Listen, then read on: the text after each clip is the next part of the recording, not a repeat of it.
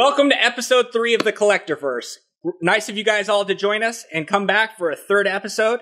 I'd like to welcome everyone and say hi to our members of the Collectorverse. We have Chris from the Batman Statue Collector. Hey guys, it's nice to see you. I'm so glad you're back for the third episode. Let's get this party kicked off once again. The Collectro himself, Richard. I am Groot. We got Jonny from Seraphim's Nerd Pool. Yeah, number 3, let's go. And the Rogue Meister himself, Rogue Rick. Yeah, and I put on pants today, guys. Yes. Yay for pants! Yay for pants! We're in trouble if he's got pants on, let me tell you. And it's me, Ian, from the ID Collector series. So let's get started. Before we get into our topics, first off, we want to give some shout-outs to some very special channels that have joined the Collectorverse lately. Chris, take it away. I just want to give a giant shout out to the amazing Gina B of Gina B Collecting. She's over on YouTube. She has a fantastic channel. Probably one of the slickest presentations that I've ever seen. She just has such an amazing way of editing the video to give you so much detail and so much explanation about every aspect of the character. I am so glad that she is part of the Collectorverse. So please check out her YouTube channel. And again, I'm just so happy that she's with us. Richard? I want to give a shout out to a pretty new channel called The Odd Couple Statue Reviews. It's John and Tan. They've got 9 videos at the minute, but they're really good videos. Honestly, they've done quite a bit of pop culture, Shark, Sideshow, XM, a couple of Aussies, Hasgalman Mate, and they're really, really good. So go and check them out, sub to their channel. I'll put a link in the description for both of the members we've just given a shout out to. Both great channels, and check them out. Awesome. Thank you so much, guys.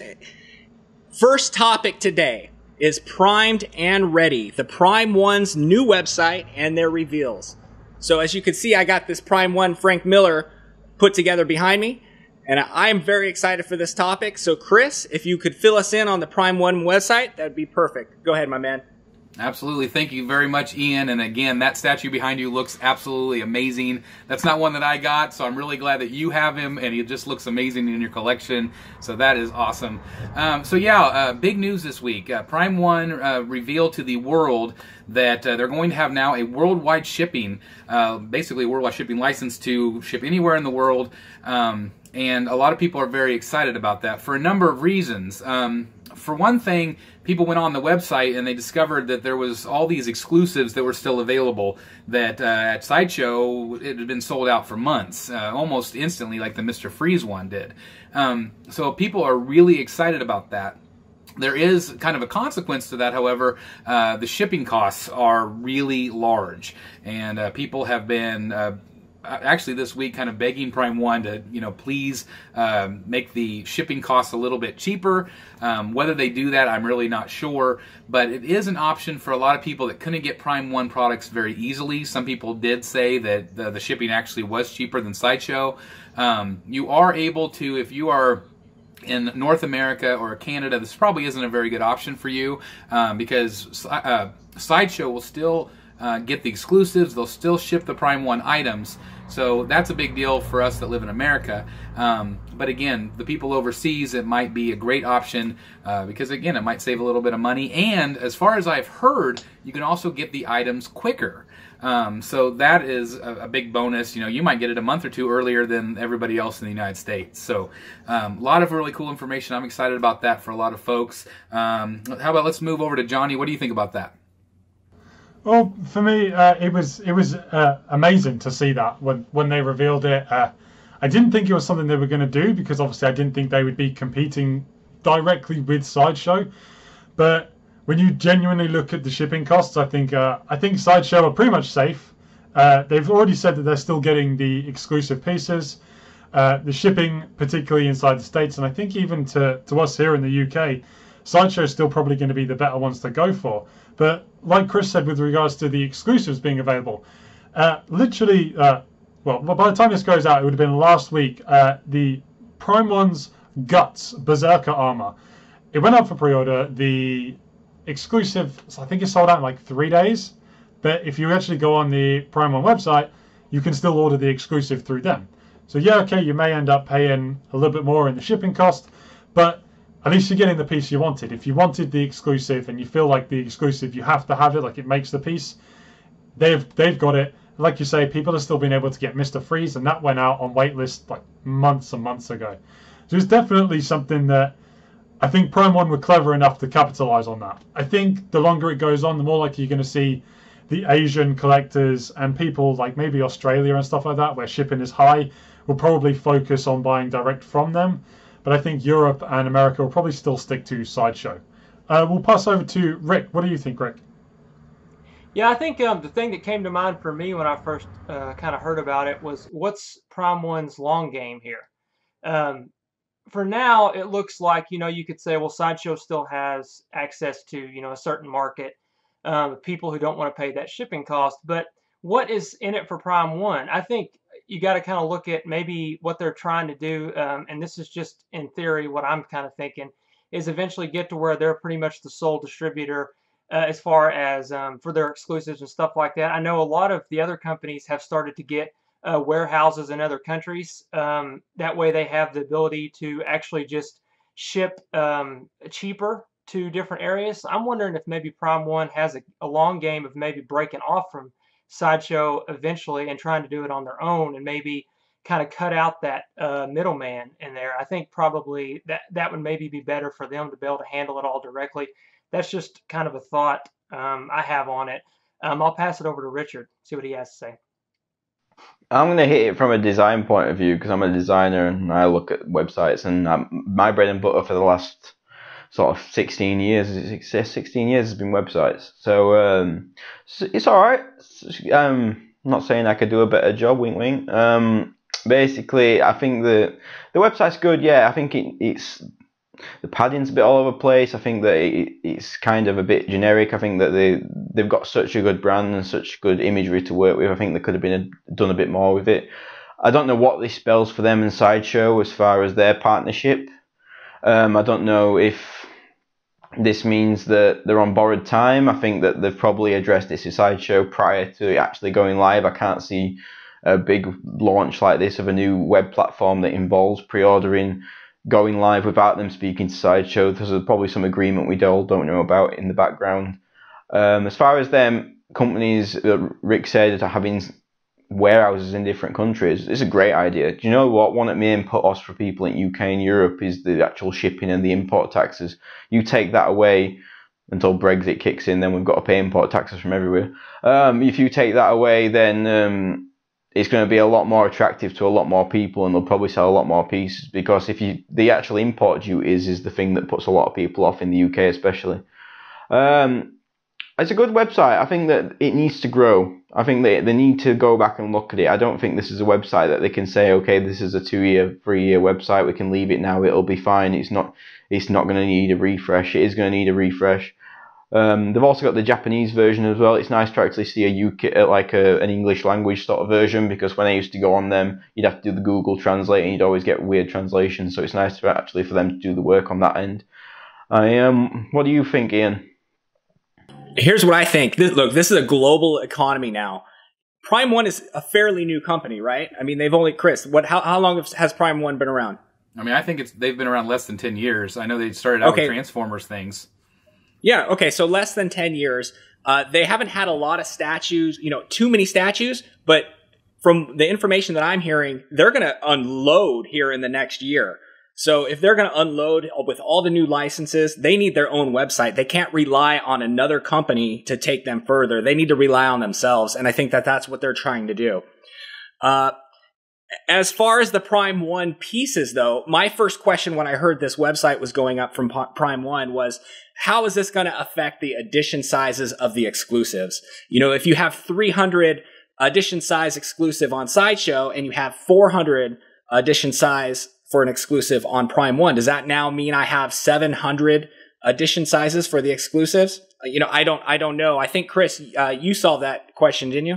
Yeah, a number of people asked that this week. There was all kinds of questions basically directed to John Pham. He's the one that kind of brought it to the groups. I did have a couple conversations with him this week, and he did say that basically if they announce an EX of 500, that is worldwide. So Sideshow gets their quantity. Prime 1 has their quantity. Now, it's believed that maybe if Sideshow needs more, that they might be able to get more from Prime 1, but they did say that those numbers stay the same. So I was relieved to know that, because I was thinking the same thing. I was like, oh, what if they're, if both groups have all these exclusives, and really we don't really know the true numbers of them. And it was also brought up that some of the numbers didn't match up on the Sideshow website compared to the Prime 1 website. And John Pham also, I believe it was Thomas Nielsen that asked, he asked about the numbers being off, and they answered basically that they just hadn't answered it yet, but like the Batgirl exclusive, I think it was down to like 250 or something. So they actually shrunk the exclusives because I'm guessing they hadn't sold as many. And so sometimes that's even going to happen, but the total number that they produce is what they say they're going to produce. So I thought that was perfect. That's great. Awesome. Great information, because I was really worried that, the exclusives were going to go up and devalue the ones that I had. So that's good. Me too. So we've heard now that there's more statues going to be available, but is there going to be more from our statues that we're going to see as far as like nakedness and skinness? I mean, we're going to move on to our next topic, and I'm just going to be straight up and tell you guys, it's all about the tits and ass in this topic. I want to talk about some skin. We just lost our PG rating. Yeah. Back in. Who needs a PG I didn't know we rating? had one. So Johnny, take it God. away. That new Berserk Slan. Oh my God, Johnny, give us something, please. Okay, so Berserk Slan. If you're in any of the statue groups, you will have no doubt seen this, because my God, it sent people absolutely crazy. If you're familiar with Berserk, I've started watching it. I haven't got to the point where this character appears, but basically, this is an incredibly tall, very sexualized woman with basically no clothes on. And they have made a statue that basically exposes all. They have said there's no censorship, so you're gonna get polystone nipples, you're gonna get some, you're gonna get a polystone bush, and you're gonna get a lovely polystone ass. But the question that this brings up is, who can actually buy this? Are we going to be able to make it through this? You thought the George Clooney nipples were bad. Wait till you see this thing. Hey, does the Berserk Slan come with a sword? Because if not, I got one. Okay. Right. So basically, the teaser that we saw, like the character has wings, like these sort of almost like demonic wings, and a lot of the time the wings kind of come round and cover up the bits that take it above an R rating. But if you've got a 3D version, it ain't gonna cover them all. So how is your partner supposed to react to that? If you buy this statue and you come home and your wife sees you open this box with a gigantic naked lady, majority of people are not going to be happy. Majority of your wives are going to be wondering what the hell is going on. So I actually asked my partner about this. We had a little conversation about it earlier, and I showed her, and she has nicely titled all overly sexualized statues as booby ladies. So every time I look at a statue of a female, it's like, there's a booby lady right there. So, and then I showed her this one, and she was like, oh my God, that's a big booby lady. And I'm like, I mean, let's be honest, would you be okay with me buying that? And she went, it depends. So I suppose if you really like the source material, you're buying others from the line. If it's going to work in a lineup, yeah, sure, why not? Well, I'm quite lucky that my partner is very understanding with me, and she likes a lot of the stuff with me. In fact, she likes all the horror stuff. So you can imagine, if we're going to have horror stuff, you've got all the gruesome and the blood, surely a bit of nipple isn't too far to go. But basically, she said, like, you can get away with it to a certain extent. She said, if everything you buy is overly sexualized women, then there's a problem. Clearly you're not happy with your partner, and your partner's going to kick off like crazy. But, she was like, you know what? If it's going to work in a setup, it's fine. Because she's got the mentality of, well, how can I argue if I was to go out and buy a statue of He-Man, who's basically completely naked by a little pair of pants, how can I say no to you having that? And I was like, okay, actually, I understand that, but I still think to a certain extent, you know, there's a big difference.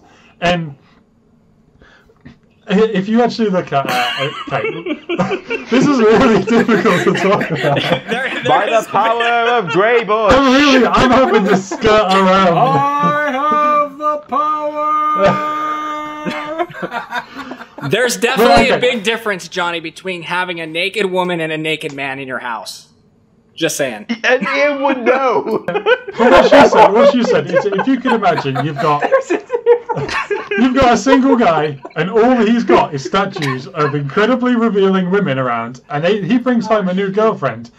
She's going to look at all that and go, the bloody hell's going on? How am I supposed to compete to all this? Because I don't look like this. And she made the same point. It's like, if I was single and I brought home a guy, and all I had was all these statues of really buff, overly muscular, crazy ripped blokes, then it's going to emasculate any guy I bring home, because they're not going. But it's like it's a statue, so it's so weird. I actually genuinely can't come to a conclusion on this topic of whether or not it's okay or not. So you know what? I've confused myself enough now. I'm going to pass it over to. It sounds like it, Johnny. It really sounds. Oh mate, my brain is so messed up from this topic. So, Richard, you take it away. Confuse yourself with it. Oh yeah, thanks for throwing it to me next. I'm You're dying. welcome. Oh god, I'm actually crying. I just want to know what the exclusive is. Is it a runway? Is it a Brazilian? What is the exclusive? Richard, the exclusive is a different head. Oh, well, I don't give a crap about that. I didn't even know it came with a head, so I'm good with that. I wanted that Kardashian booty on mine. Didn't you ask for a switch out butt to make it a bigger butt? All right, Richard, let's get back to Richard. Okay. See, Rick just wants to add more resin and more price. That's all he wants. Basically, I could not believe what I was seeing, because I don't know any of this source material, Berserk and the Slan. I don't know who she was. Suddenly this woman popped up with a corset on with what can only be described by a man's manhood in the middle, held by a tiny guy with hands, which if you look at it, it looks like there's a tiny guy with arms holding a manhood going into a pair of ladies' chesticles. And basically I was like, what am I looking at here? What is this? And it was like, I had to check it was Prime 1 twice. I'm like, Prime 1? What? You got I was like, they got hacked or what? What's this? And then 2 minutes later, this big bum just popped up on my screen. I was like, this group just got interesting. I was like, yeah, okay. And you know what? I'm a booty man. Love a good booty. Female, Johnny. And then... Hey. And basically I was like, this cannot be real. I was like looking at my calendar, is this April? This can't be real. I was like, it is real. This is going to be a statue. And then I was like, would I actually be able to get this in my house? I was like, but then I realised if I'm going to spend $1,000 on something for a woman that's naked, she best do more than sit on my shelf. I know that. So basically, I was like, so I was like, okay, would I buy it? Probably, but I'm weird. I'd probably buy it. Yeah, if it looked like a piece of art, but then when does art become perverted, really? I think this is the word to go with. I think we'll use that word. As far as my spousal approval, I did ask her, I said, would you be okay with me buying this? And she went, your room, your problem. I was like, okay. So she basically was like, yeah, do what you want. I can see a lot of spouses having a problem with it, especially if you've got an open collection. Steve Draper, Top Banana, shout out to Steve Draper. He's got an open collection. I know he keeps his Ghost Rider and stuff like that in his living room. I don't think his missus would be too happy if he got a bit of Spearmint Rhino in his living room later on, or you know what I mean. I think his missus would be a bit like disappointed. Yeah, but the question comes with like if you have people come round, if you've got friends come round that don't know it, and they're wondering why you've basically just got porn in the middle of your living room. To be fair, I dealt with that from 11 to 18, so it's basically the same thing I'm used to anyway, so I'm like, well... Yeah, well, to be fair, if you're going to collect this, you need to be, one, in love with the line, and two, you need to have a collection room where basically you have two locks, a secret password, and you have to be able to jump on one leg or something to get in, because if someone walks in that and sees that statue, they're, one, never going to leave, and two, they're going to be like, what the hell are you collecting? I mean, I want to know what the man who basically puts us all to shame, the man, the legend, the myth, Mr. Rickshaw. Always blushing already. Did you say me? Oh, Yeah. Anyone else got popcorn ready? I'm getting mine. Yeah, so I was actually pretty surprised by this. I'm not surprised by much, to be honest with you, but Prime 1, all the stuff they were doing, I don't know anything about the anime, so I guess I didn't know they had like a naked chick in it. So I put it in my queue on Netflix immediately thereafter, but no, I not bet really. you did. But in all, What? in all honesty, it is to me, and nothing like that bothers me. It doesn't really bother me. It's crazy to think. I can't imagine that, like, if you're collecting and you've got this amazing collection of all these statues, maybe you have them in your living room, you know, your man cave or whatever. I can't imagine, like, you know, the reaction you would get people coming into your house. It baffles me. Like, can you imagine, like, you're sitting there for Christmas dinner, you know, your family, and they come across that statue? I mean, you imagine the conversation that ensues. What is that? What is that in your man cave, you know, kind of thing? So I really can't see a practical reason to have that. I feel like there's got to be some better way to do that character than that. I don't know. It's crazy to me. I don't know what they're thinking. I guess it's just perversion. If you ever sort of like watch Kelvin Loke's videos of when he like talks about Prime 1 pieces, he might be more perverted than I am. So just want to throw that out there. So Well, that's what Prime 1 does forever. Thanks, Rick. To be fair, Kelvin was like a dog on heat when he saw that. So I was actually surprised because I saw the first, and it looked like she was sort of halfway covered up the way she was posed, like the way, I guess her wings are, I thought they were like some kind of weird like tentacle thing at first because I don't know the anime. But like it looked like, okay, are they going to try to find some creative way? And then they showed basically the back, and I was like, they're really going all out. And I remember Kelvin saying they were going to do everything, like the full detail, like 100%. And I really think it's going to sell well.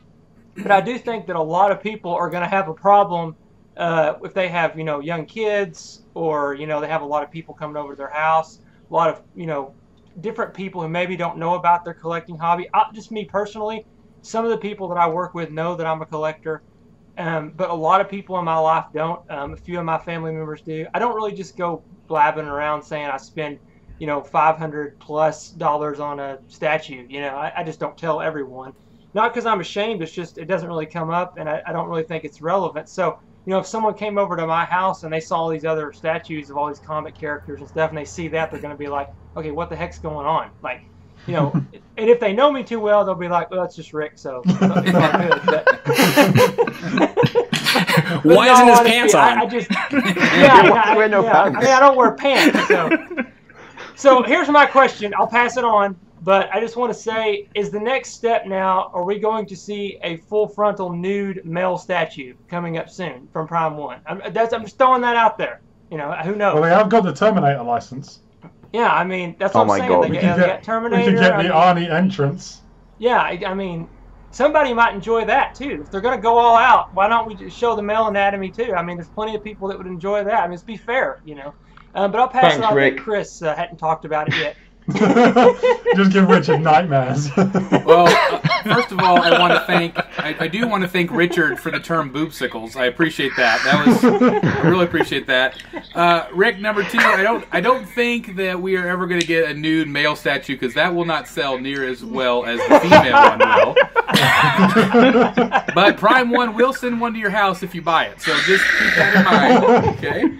$400 shipping. Yeah, $400 shipping, but it'll be awesome. No, really, I remember the first time I ever showed my wife a statue that I was kind of interested in, and it was the Emma Frost from Sideshow that came out a couple years ago.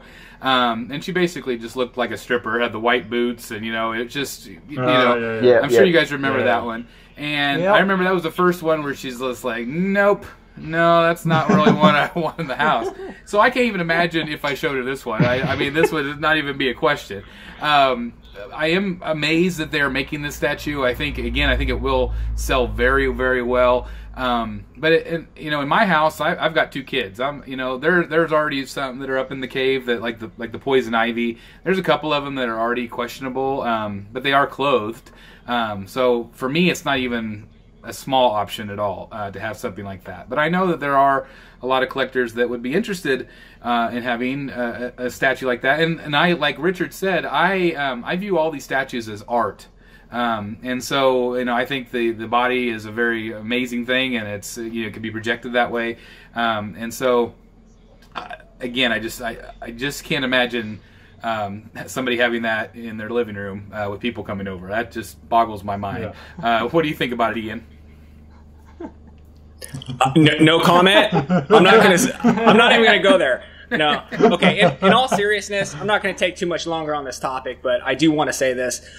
I love my life. I love my wife to death, and you know what? You love your life. I love that.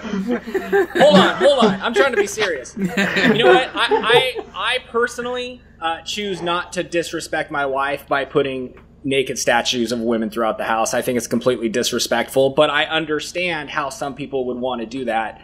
When I started in this collecting hobby, I promised the wife that I would never do that to her. She just asked one thing: hey, please don't put naked ladies throughout the house. I don't go to strip clubs. I don't look at freaking nudie magazines, and I won't look at the nudie statues either. You know, so it's great art, but I choose not to live my lifestyle that way. But I understand how others do, so it's no problem for me for others to do it. But I would like to live to see next year. Ian's already on borrowed time as it is after his spousal approval video. Oh man! So. You know what? She's finally starting to understand the Collectorverse and what this is all about. So she actually left the house today to go get her nails done and go shopping, and she's all on board. Like she's seeing what we're doing, and she's a believer now. So I want to thank every collector. I wanted to thank every collector out there for watching and supporting the Collectorverse, because you're making my life a lot easier. Let me tell you. Ian, sorry you're not seeing the bigger picture. You basically just paid like $50 to do a chat. What? To talk to your friends. Pretty much. But you know what? I'll pay money for a great statue. And you know what? There's 2 different types of great statue philosophies out there. You have what we're talking about mostly right now is the digital sculpting, but there's also the older style, which is the traditional sculpting, or by hand sculpting, if you will. And there's the new school of digital sculpting that's coming in, and the new statues that look amazing. You can't do that with your hands. You have to do that digitally. So Rick Shaw, can you please cover the topic of digital sculpting versus traditional sculpting, the different thoughts, and where you see those 2 schools going in the future? Yeah, this is actually something I've thought a lot about, because I have a little bit of each on the side of digital and traditional sculpting. I'm not a big, I guess you could say I'm not obsessed with accuracy when it comes to statues and likenesses. I know it's nice to have something that looks very accurate and just perfect and everything, all the lines and all the proportions being 100% accurate. I do appreciate that, and I do find a lot of things I enjoy, especially from Prime One. I know they do digital and they do amazing stuff, and I like it. I really do. But I do tend to find, as I look at my statues and I sort of kind of take note of what kind of sculpting that was used, I do tend to be drawn to the more traditional, and I like the sort of, I guess you could say, not 100% accurate sort of way, natural, artistic way that they're done.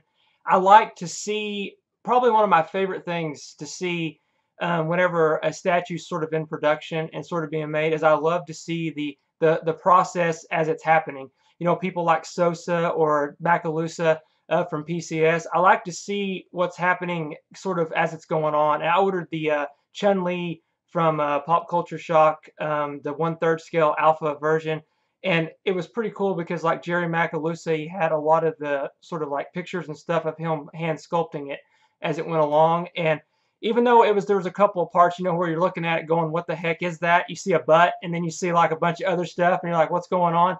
But the finished product, when it's done by hand like that, and you sort of see all the little things that are sort of like unique to the artist, there's something about that I'm drawn to. But I won't say that I'm strict in that sense. I do enjoy both, but I love to see the process, I guess you could say, of the traditional sculpting, watching them sort of mold it with their hands and stuff. There's something beautiful about that, something kind of old-fashioned and artistic that I enjoy. But I do see the appeal of stuff like Transformers from Prime 1. I don't know how you hand sculpt Bumblebee from the Transformers film. I mean, how do you do that, honestly? I mean, it's insane. So I do think there is a place for it. I just tend to find myself drawn more toward the traditional side of things. But I will pass it on to Richard to see what he has to say on the subject. I'd put it down to two words. Hand sculpted equals soul, digital sculpted equals detail. And I think that traditional sculpting, you get a soul of the creator, you see the hours of toil, you see the expressions that they've learned over years, you see that you see their passion within the piece. But then you've got the flip side of it where you've got the digital, and in order to get an Iron Man movie accurate, you need the movie accurate files, which usually they get from Legacy Effects or whoever's done it, and that's how you get it so accurate. Now you won't be able to get that from digital. I want to speak about I think it's Paul Komoda who did the Batman Nightmare series, and he also did the Swamp Thing from Sideshow, the new one. And there's been two Swamp Things coming out at the same time, so it's good to see the digital and the sort of the traditional next to each other.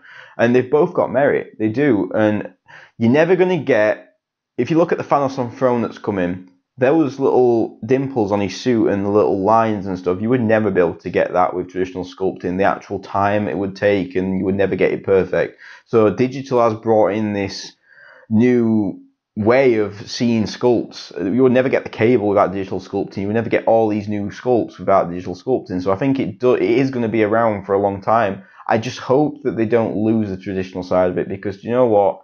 There's an art form to it, and there is a place for it, and there always should be a place for it, just like there should always be a place for vinyl within music. I hate the fact that digital's come along for music, because I actually like going to the shop and getting a CD or getting a vinyl or a cassette, even back in my day. And there's something about owning something, there's something about like paying tribute to the past. But then the digital, it's giving a lot of people jobs and opportunities. Look at Daniel Bell, just moved over to Sideshow. Congratulations, by the way, Daniel. Great opportunity. I love your sculpts that you've done, the Electro and the Black Panther for XM, and also the Weapon X that we've just been talking about in the last episode. Amazing sculpts, and I can't wait to see what you do over at Sideshow. Congratulations to you and your family for that. But how would he be able to work where he lives and where he is, and be able to do hand sculpting and then show Sideshow the files and basically say this is what I want without shipping a rough sculpt if it was just traditional? Now that it's digital, he can send the files, they can look at it, they can like it, they can approve it and stuff, and he hasn't got to actually be at Sideshow to do his work. So it's a bit like the internet has opened up a lot of jobs. Digital sculpting's opened up a lot of jobs for people who are in different countries who would never have got the attention of these bigger statue companies purely from a logistical standpoint, because they can't actually get the rough sculpts up to them to get the molds. Let me ask you a question. Richard, I have a question for you. Do you not think that digital sculpting is as much as an art form? In other words, to have that skill on a digital platform, that's skill too, right? I've used ZBrush and I've used Maya. I know how difficult they actually are to become fluent in. I used them at university, and I know that they're very difficult to work on. And and I do believe it is an art form. I mean, Will Harbottle, I think he started on traditional sculpting, then I think it was his dad that introduced him to basically the digital side of it, and he's not looked back, and the stuff that he produces is amazing. I'm not going to say ridiculous because you're not getting smashed this week. I said that about 55 million times last week. I actually put a comment, you should do a drinking game on this episode. Whenever I say ridiculous, you will be hammered. I think they're both art forms. Very different art forms, very different different feelings. I think traditional, I hope that the companies, when they start a new project, they first sit down and say, okay, will this best be served traditionally or by digital? If it's a space character and there's a lot of detail, there's a lot of fabrics and stuff. I mean, the fabric on the Doc Ock we just seen from XM, you would never get that. So they need to sit down and say, okay, what best method serves this character the best, and use that. Don't just be biased to one. I love them both, and I think it'll be great. I mean, I want to go over to Jonny next. I'd love to hear what he has to say about it. Well, with regards to digital versus traditional, for me it's a little bit difficult to say, that I prefer one over the other. I think a lot of it depends on the actual statue itself. If you look at Sideshow's Court of the Deadline, a lot of that is hand sculpted, and I think it helps bring something out. It brings like a level of rawness to the statues, and to that particular line, the level of textures and details that they've put in there through their own hard work and their own hands. It brings a little something to it. I think with digital, it's a little bit more clean, it's a little bit more clinical, and with a line like Court of the Dead, you don't want that. A line that's about the underworld and a fight between heaven and hell, you don't want things to be clean. You want them to be dirty and gritty and raw, which is what you get from digital. From traditional, actually. With regards to digital, you can most certainly see that you get. It's opened a lot of doors. Like, I think with regards to, if we talk about Snakegate that we talked about in episode 1, if Alex had hand sculpted that entirety of Snake, it would have been so much more difficult to make the changes that were being asked. But because it was digital, all he had to do was go back into his files, tweak the files a bit, and reprint it. It makes it so much easier to make adjustments to the statue. If you've got to do that on a traditional sculpted clay model, you've got to basically break half of it off and start from scratch. So that's really, for me, I can't really say that I prefer one over the other. With regards to Swamp Thing, if you look at the two Swamp Things, you've got Prime One's clearly digitally sculpted Swamp Thing. It's even that still seems very clean compared to the hand sculpted Sideshow one. Me personally, I like the presence of the Prime 1 version, but I think in the end I would inevitably go for, because of the character, I would go for Sideshow's one, because of the level of rawness and the textures and the details that the traditional sculpt brings out in it. Like I say, I don't really do a great deal of research on this one. I kind of focused on other areas for this chat. So I'm going to pass over to Chris and see what he's got to say. Sorry, one sec, Jonny. I want to ask you a question. Go on. Thinking of one piece that I thought, if it was digital, would they go back and change it? The Hulk one life-size bust that just came out from Sideshow, the bad feedback that got, if it was digital, do you think they would have gone back and changed it? It's difficult to say. With Sideshow, have been very much, if you don't like it, tough shit, don't buy it. First, the figures are a little bit more open with regards to making the changes. I think it's difficult to say whether they would change it, but with stuff like with that Hulk life-size bust, if it was a digital file and they didn't get very many pre-orders at all, and everybody was kicking off about that mouth, I suppose it would have been a lot easier to go into the digital file and change the mouth and set it to what most collectors would have wanted, as opposed to having, because with it being a traditional sculpt, they would have basically had to wipe that face out and start again, and it just would have took so long and probably cranked up the price even higher than what it was. I think some people actually liked that he looked like he was taking a shit. I thought. Hey, I mean, Hulk's got poop take that too, hat right? off him, seriously, because when he wears that hat, he just turns into someone else.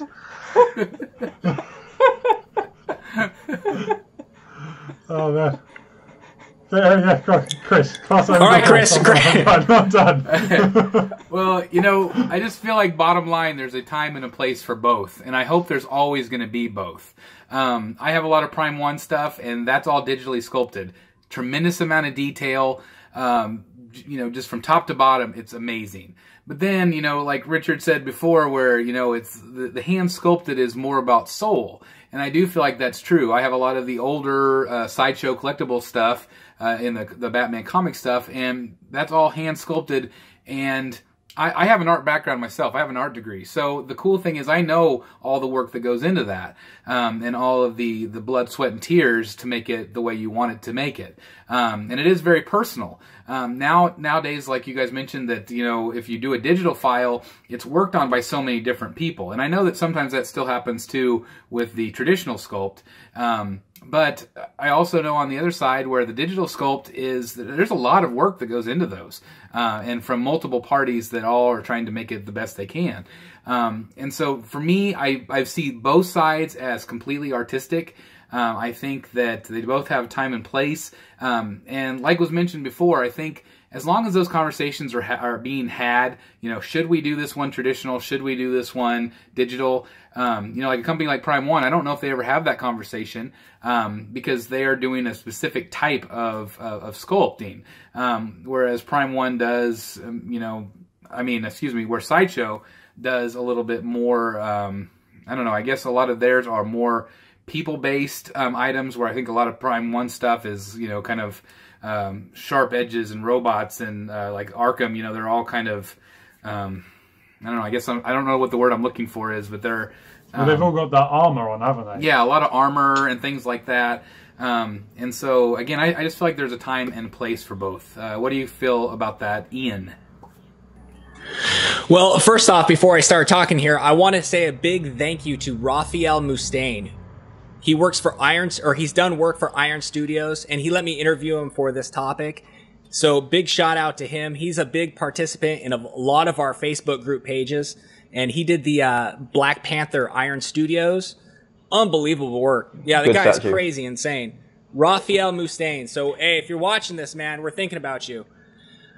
The thing is about digital is that you can pump digital products or digital statues out like nobody's business. Yeah. You can make more of them faster. The traditional, I like the traditional just as much. I think they're both great. I think that Joker premium format, that is a traditional sculpt, is one of the best face sculpts I've ever seen. And I love that statue. It's unbelievable. You know what? Here's another thing too, is that with the traditional, it takes years to learn how to do that. You actually have to go to, you know, school, and you learn from other sculptors. With digital sculpting, you can actually take an online school and learn how to do it. So it's a big difference in education levels, and as far as, you know, getting to know your craft is different ways of doing it. So yeah, one's time and experience, and one is, hey, I can just jump on an online school and I can learn how to do that. But with that, it still takes years of experience to get to like Daniel Bell's level. Sure.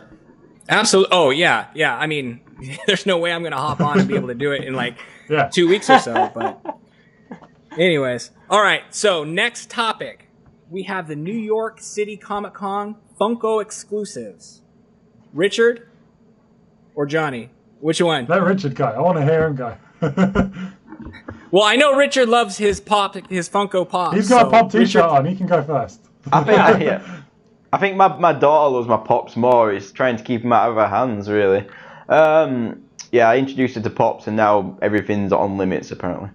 The New York Comic Con exclusives. I want to address exclusives in general, because I agree there should be exclusives for the people who turn up. What I hate is the people selling them for 4 times the value on eBay about 10 minutes after the release. Yeah. I hate it because in the UK, the SDCC and the NYCC ones and the ECCC ones and anything else with a CCC at end. Basically, we have to pay. I think I've paid £100 nearly for one pop.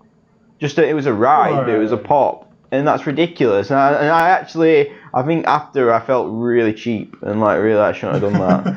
But people exploit it. It's a bit like gig tickets. People start to exploit people just because they got there first, and I don't think it's right.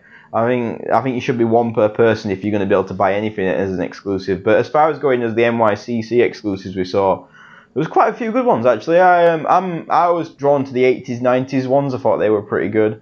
I like those. I think there was a nice Power Ranger one for Johnny. I think there was I like the Destro one that they released. The Looney Tunes and the Hanna-Barbera ones are always fun, but that's not something I collect really. I think there was a Balrog exclusive. There's a couple of Harry Potters. There's pretty much something for everybody. You had TV. You had a Buffy one that came out. I loved Buffy when it first came out. She was like my crush when I was younger. But I don't think she generates quite well into a pop. I'm not gonna lie, it's no slam, but I think the pops for me. I like collecting pops because they're cheaper than statues and hot toys, and you can collect a lot of them. I think a lot of people like them because they can collect a lot of them. It sort of feeds that itch a bit, maybe, of collecting without having to break the bank, because these are hard times for everyone, whether you live in the United States or UK or wherever, Singapore. These are hard times for everyone, so being able to afford these statues that we collect is not for everyone. So Funko Pop sort of fills that void, and they've just opened up a new shop. Actually, I don't know if you've seen the pictures online, but they've just opened up like a big headquarters for Funko, which looks insane. I at least said ridiculous. I don't know I was going to do it. It looks insane. Cheers. And they've got like these big, they got these big life-size Funko Pops and stuff inside. I think Funko's in the last year I think whether they've changed the factory or they've changed the artist, but they've got a bit more detailed. I don't know if you've noticed the legs have changed. I think one of the first ones was the Superman that came with the what's the box called? Legion of something, or that one that Legion of Collectors. Yeah, I think the Superman that came in that one of that month was one of the first of the sort of new legs, where they're basically spread out a bit more and they're a bit more detailed, a bit thinner rather than the older style. So they've got a lot more detailed. I still think the paintwork's not as good as some of the other collectibles you can get, but it is a lot better than it used to be. I mean, Chris, what do you think about the NYCC exclusives? And also, what do you think about exclusives in general when it comes to Funko Pops? Well, like you said, people that are attending these events, I think it's a cool thing. It's like, you're there, you're attending this special event, and like, oh my gosh, I can't believe I'm able to get this special thing that no one else can. I think that's awesome. It's exciting. But like you said, people just do that to buy a bunch of them and then sell them. I see it all the time. I recently just started collecting some Pops. I have about 20 now. I put them in my office at work. And one thing that I really have wanted to start getting into a little bit is I'm a big Disney Parks guy. I love going to Disney Parks, and they now have exclusives that they just sell at the parks. And people are lined up in these giant lines to buy them the day they go on pre-order, or they're available basically, and they're selling them for these just giant amounts on eBay. And I just don't think that's very fair for all the people that would love to have these items. But exclusives, I think that does make them special. I did just receive my very first Legion of Collectors. I got the Bane, and it's really cool. But I got that one off of eBay, and I got it for a fair price. So I think that there's going to be some like that you're going to be able to get, but there's other ones that you're going to pay $60, $70, $80, $100 plus for these ones that you're wanting to collect, just because somebody was able to buy 10 of them and sell them for whatever they want. So that part's disappointing to me. But I do understand that a lot of people want to make money off of them. So what do you think about it, Rick? Yeah, I actually really liked a lot of the things they had on there. I like my Pops to be flocked. And flocked as much as possible. So I like exactly just like me. But the Beastman, I like the Beastman Pop that they showed for the NYCC. It has the flocked texturing on it, and it's Master of the Universe, and I'm a huge fan of Master of the Universe. Grew up with it. First toys I ever had when I was a kid was Masters of the Universe, so that's a huge one for me. And I actually made the decision, as I've started to collect a little bit of Pops here and there. For me, I'm going to pretty much dive full force into these Pops next year. I think 2018, I'm going to have so many Pops that I'm going to be drowning in them by the time the year's over. I like the idea of it, and I don't know, it's just the affordability, and if you're an addict like me, you got to get your fix somewhere, so this is a nice option for me without going bankrupt. My second home is filling up that I took over, so I got to do something. Pre-order disorder is taking over, so it's part of my 12 steps. The Pop figures, yeah. So I'm starting that, so look for Rogue Rick to have a lot of Pops on his channel next year. If you hate Pops, well, I'm sorry. screw you, but I'm going to have pops. well, that's half of his audience gone. Who's next? Jonny, take it away, brother. Right, okay. So, with regards to pops, like, I love pops. I love collecting pops because you can buy pops to do with so many different things. Like, we've got, like, Predator, Alien, Guardians of the Galaxy, Ninja Turtles, Dracula, all these tiny little things. And because they're so inexpensive, I feel it's so accessible to a lot of people. And because it's so accessible, it's kind of why I get annoyed with like convention exclusives. Like this, Richard said earlier, for me, there was a Green Ranger for Power Rangers. Now, Green Ranger is going to be immensely popular. So why do that one as a convention exclusive, unless you know full well it's going to send fans into a crazy and jack the price up for it? Why wouldn't you just make a Green Ranger and put it out there for normal release? See, like the thing for me with pops, I love being able to go into a store and going, hey, that's Harry Potter, I'm going to buy that. Or, hey, that's Scarecrow from Arkham Knight, I'm going to buy that. What I don't want is to have to trawl through the internet and pay well over the odds for something that's only like $10, $15 worth of plastic. I don't want to spend $40 on a pop. If I'm going to spend that kind of money, you can buy a Kota Bakuya, or you can buy, something a little bit bigger. I feel like it's worth more of the money. I mean, I actually spent a little bit of time on a couple of the pop forums, and I found some guy that spent $5,000 on one pop. That's ridiculous. And it's like the Chase variant or whatever it was. Again, was it life size and did she cook and clean? From what I gather, no, not at all. But it's ridiculous, and it just when pops first started getting popular, you'd get one or two convention exclusives, and that was it. And then they become like it was fun to try and chase them down and find them. Now you get like 6 or 7 waves of exclusive figures. By the time you get one convention, you've got like 40 different pop figures that you can buy. You've got pops, you've got daubs, you've got the little ones. They've got rock candies, smaller ones. Rock candies, yeah. They've got the rides, and they have convention exclusives of all of them.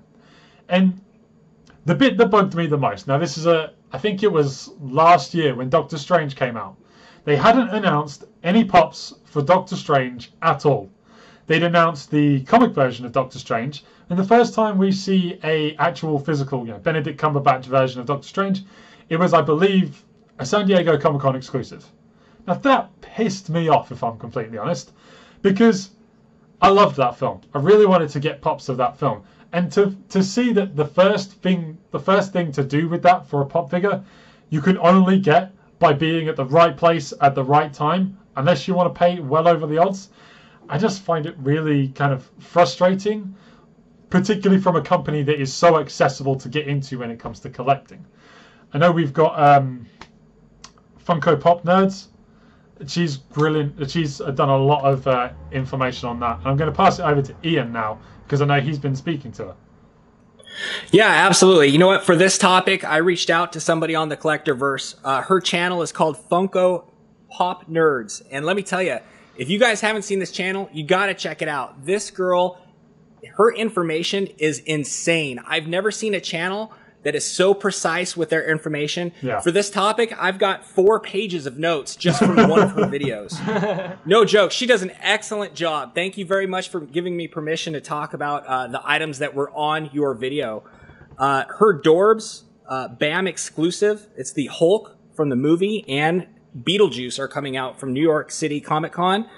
They're going to be amazing. Also, too, you got the Grady twins from The Shining.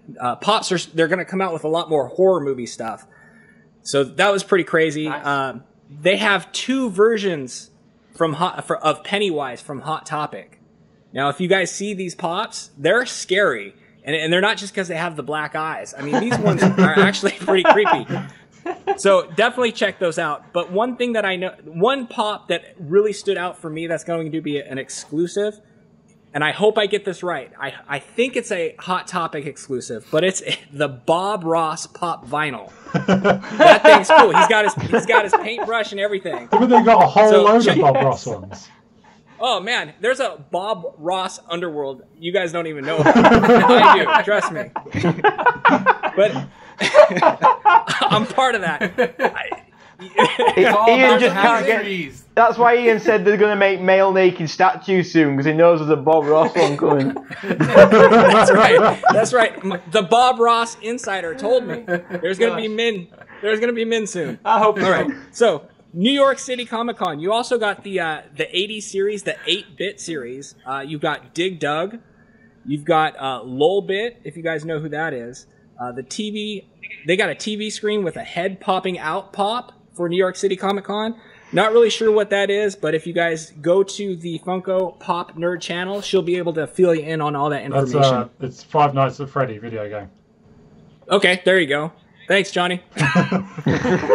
And then one that really stuck out to me, too, was the Sailor Moon. They got a Sailor Moon pop. I want it. WTH. I wonder why that stuck out to you, Ian. Yeah, you're trying to get us dressed up as sailors and everything this week. Hey, my goal is to get you guys at Comic-Con in sailor outfits. I told you guys can be sailors, and I'm going to dress up as a massive moon, and we'll just walk around Comic-Con. Just a bunch of us cool, CV seamen there. CV, oh my god. I see what you did there. I see what you did. Okay. How come every topic turns dirty? It's not my fault. Was our show supposed to be PG-13? Now we officially need one of those little chick boxes on YouTube that says, "Are you 18 or above?" to actually view this. Right. Oh man, you guys are terrible. Anybody else want to talk about Pops? I will say there's one thing that kind of bugged me with it. If you go onto Funko's YouTube channel and you watch their video games one, they've got a load of 8-bit style ones, and I find them really weird because Pop is already a unique look for these pieces, anyways, and to then make them 8-bit, and they had like 5 different Ninja Turtle versions, and they were all foot soldiers, and they were just the same. It was the same figure in different colors. Yeah, they've got 8 different colors of the foot soldiers. 8. Oh wow. 8. Yeah, so then they got Shredder to go along with it. Yeah, they had like black, yellow, green, pink, the whole. I mean, every color of the rainbow you could imagine a foot soldier. And I just think that's unnecessary. They're doing it purely because they know people are going to buy them, and you can only get them there. And because you can only get them there, they will be worth more in the future. Well, that's what I think. Imagine trying to trade those. It's like, hey, Richard, I've got 2 orange foot soldiers. I'll trade you 2 for 1 green. You think our conversation? Oh god. Anyways, I think Chase. Anybody got any closing remarks? I want to say Chasers do my head in a bit because they're like statue exclusives. Some of them are amazing and some of them are just lazy. And I think that just because it's a chase, I've had a few chasers and I've had a few non-chasers, and sometimes I'll go back to one, which was the Star-Lord from Guardians of the Galaxy 2. Now, they released a Star-Lord, I think it was, the chase had him with the helmet on, and he had the chest pack on. It was like sort of a flying chest pack. And then they had the one that was normal without the helmet, and one normal with just the chest pack. So what was stopping people taking the head off one of them, putting it on the other, and selling that as a chase? Because you can buy chase stickers on the internet and put them on a box.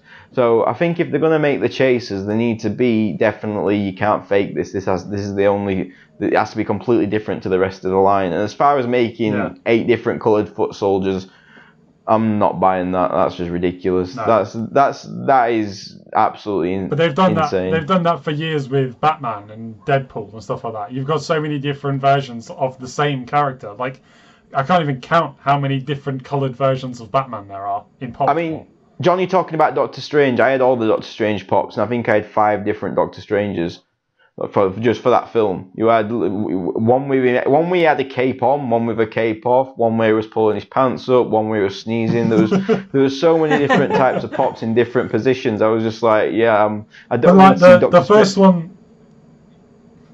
The first one that was shown was like the definitive pop because he had his hand out. He had like the orange, like the the magic like shield that he produces, and it had all that, and it looked really good. And I thought, that's the one I want. But it's only an exclusive to a convention, and it went for stupid money online. I'm like, I'm not paying that for a 4-inch piece of plastic. Well, what if I told you they had 6-inch pops now? Oh, I want the. Would you buy that? Would 2 inches change your mind, Johnny? 2 inches makes a lot of difference. I bet Rick would want to weigh in on that. Did anyone see the life-size baby Groot pop that they did? It was a life-size baby Groot pop. Yeah, I saw that.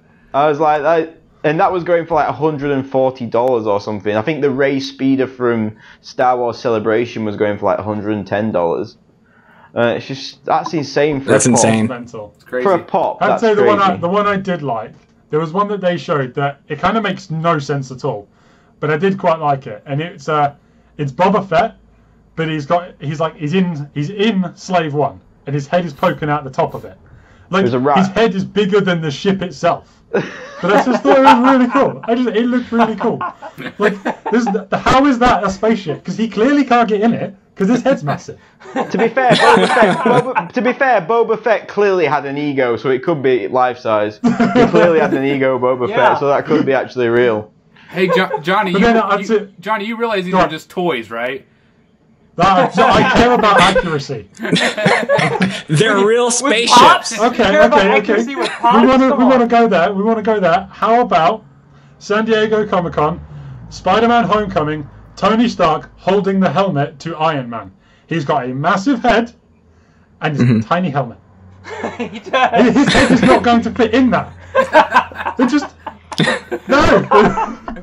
Oh no, it just triggered me. Well, Johnny's clearly gone. Anyway, Hey, you know what that reminds me of? It reminds me of like when I go to Walmart and I go to the kids section with my son and I see like the kids' helmets for like Batman and Iron Man and I try to put them on my head and they don't fit and I'm so upset. I'm like crying. I'm like, come on, guys.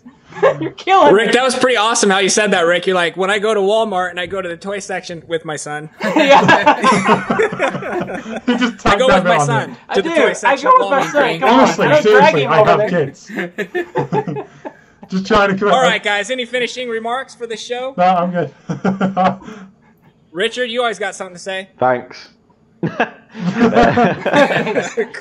I just want to say something about the Collectorverse. Really, I think we've all been really overwhelmed by the support that the community has given us, the feedback that we've had, not just on the show but also on the website, on everything. It's been honestly, we've been taken aback by it all, and we just appreciate everything that's come our way as far as comments. We're only as good as our members, and we're trying every day to get more members because that means more content for you guys. It means more views for those members. So if you want to be a member, please just join. We do all the work. There's no extra. I know you think, well, I've got this to do and that to do. All you got to do is tell us you want to join, and we'll do everything else for you, and hopefully we'll get you some more views. So we're always looking for new members. I added somebody the other day that had one video, just one. It doesn't matter if you got one video, as long as you've got a video. We'll put you on the site and you can start getting some views, and hopefully that will inspire you to make more content. So I'm looking forward to seeing the next wave of people that want to join the site. Yeah. Well said. In particular, like if you're watching this and you like watching a particular person on YouTube, be it Hot Toys collector, be it a Funko Pop collector, art prints. If you've got somebody that covers art prints, and you really like them and you think they're really good, and they don't even have to be good. I mean, I'm terrible and I'm even part of this. if you've got somebody and so if you like somebody, reach out to them and say, hey, have you heard about the Collectorverse? Link them to us or send us a message and we'll try and reach them. If they're not part of it and you think they would be perfect for it, let us know.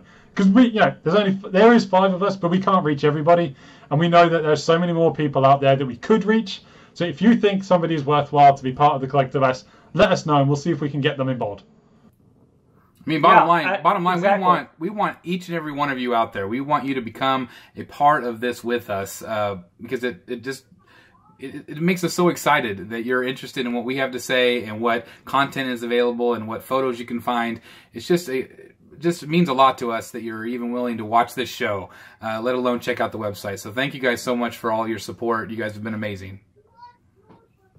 Yeah. Absolutely. Look, hey, I'm speaking from the bottom of my heart right now, and I joke around a lot, but I am absolutely blessed to be a part of this. And I don't use that word loosely at all. You know, being a part with these 5 guys has been a tremendous ride so far. And I want to say thank you to you guys. And also thank you to all the collectors out there who put faith in us to bring you guys something. You know, a statue review. You guys just did a video, and you guys gave us a hell of a shout out. Thank you so much, Joe. I really appreciate that very much. Yeah, thanks. And Joe. you know what? And you know what else, guys? The Collectorverse isn't just us. It's everyone. We've been saying that the whole time. You know, this is for collectors by collectors, but it's all of us collectors together doing it. So thank you very much for watching this episode 3. And we'll see you next time on episode 4. See you next week. Later, guys. Bye, guys. See you later.